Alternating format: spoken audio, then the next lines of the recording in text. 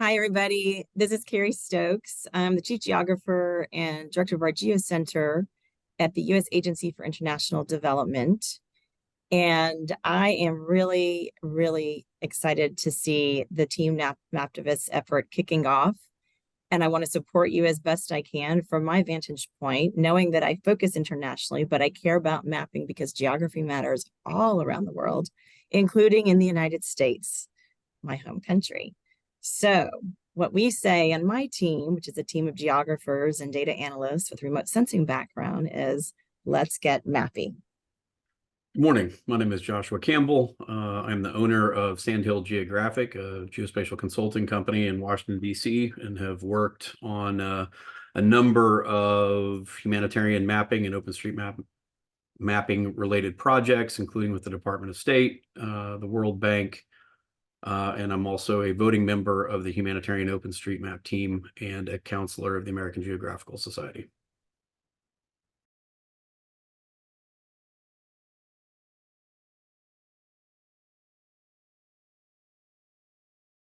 Open source mapping is really revolutionary for those of us who have been working in geography and geographic analysis for a long time. Open source mapping really is an opportunity to allow people, citizens, communities to get involved with really defining what their community looks like. When we put ourselves on the map, we're now visible. And USAID, where I work, works in places all over the world that have never been mapped before or are very undermapped, as we may say. So open source gives individuals a voice to be seen, to be mapped. Using an open platform known as OpenStreetMap, OSM for short, the program that we manage at USAID called Youth Mappers takes advantage of this, what we call wiki map of the world, that allows anybody with access to the internet to start mapping. It just requires having a login and being over, I believe it's age 14, to be able to get involved. And when we get involved geographically with seeing our own communities and mapping it, defining the boundaries, the roads, the rivers, the homes, the schools, the government buildings, perhaps the clinics or the places where people like to hang out and feel safe playing outside or inside, wherever it may be. This completes a more holistic picture of where people live their lives, how they live their lives, and involves everybody in helping to define what's most important to them in the geography of where they live. So the open source mapping that we use empowers university students to get involved with finding solutions to some of the greatest challenges in their own communities and in communities around the world where they may help to map remotely. Some of the examples of these mapping projects that we engage our Youth Mapper students in include responding to disasters around the world. So for example, the earthquake in Syria and Turkey, earthquakes that happened last year, we're far away from where most of our youth mappers live, but because we can use this OSM platform with high resolution satellite imagery as the backdrop and the mapping skills that students had already been learning to use for their own communities, they could also apply it for a place they'd never been before.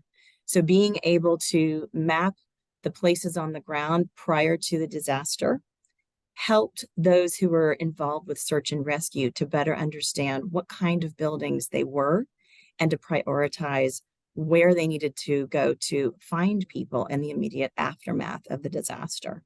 Having these maps during disaster periods is crucial information for those who may be going to help in the immediate response, but don't necessarily know the place before they got there.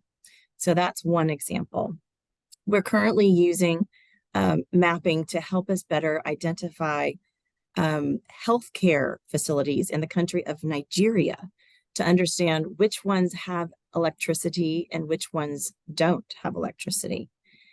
In Tanzania, we have used the skills of youth mappers to map mangroves in Zanzibar to better understand how to ensure that coastal areas can remain resilient to sea level rise and to storms that come.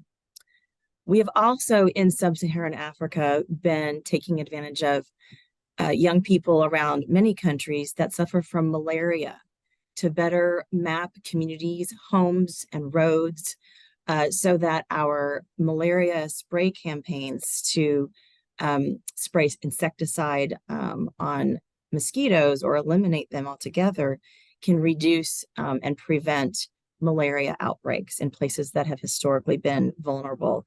Malaria is one of the biggest killers of children under 5 years old in sub-Saharan Africa. So who would know that a map can actually help save lives when we have access to that, to be able to plan the campaigns, understand how much insecticide to take out to the field, and ensure that we're targeting at least 80% of the area that's affected by malaria to be able to improve health outcomes.